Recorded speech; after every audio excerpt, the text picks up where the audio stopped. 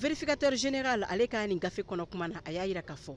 ko décembre kalo o san 2023 kɔnɔna na ko sefa wari o miliyɔn 34 a n'a kunkanfɛn o de ŋanamuna Dr Choguel Kokala Maïga Mali ministre ɲɛmakɔrɔ ale ka mission 2 senfɛ a mission fɔlɔ k'o kɛla kɔnɔbugukaw fɛ yen nɔ min yɛrɛ senfɛ sa ko sefa wari miliyɔn 15 o de ŋanamuna ko ka sɔrɔ a mission yɛrɛ o musaka tun bɛ bɛn 15 de ma a mission filanan k'o kɛla dalala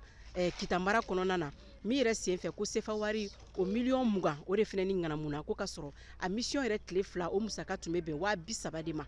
vérificateur général ka nin gafe kɔnɔ a yirala k'a fɔ ko nafolo ninnu bɛɛ lajɛlen bɔla AGEFO o budget de kɔnɔna na AGEFO ale ye foroba marabolo ye min yɛrɛ bilalen don ministre ɲɛma ale ka bureau yɛrɛ kun kan o kɔlɔsili kama ka fara nin bɛɛ lajɛlen kan sa an ye wele bila Dr Choguel Kokala Maïga ma yaasa ka se ka a hakilinataw yɛrɛ dɔn ka kɛɲɛ ni vérificateur général ale ka nin gafe kɔnɔ kumaw ye nka an ka wele kɔni ma jaabi a fɛ fɔlɔ min ye Dr Choguel Kokala Maïga ale kɛrɛfɛmɔgɔ caman ye an ye wele bila minnu ma u y'a yirana k'a fɔ k'u tɛ fɛ ko ka kuma caman kɛ nin ko in na ko sabula ko nin dabɔlen don yaasa ka Dr Choguel Kokala Maïga ale yɛrɛ fanga dɔgɔya kosɛbɛ politiki bunakun kan Mariam Kuyate ka laselikan don ka bɔ Bamako VOA Banbara tɔgɔ la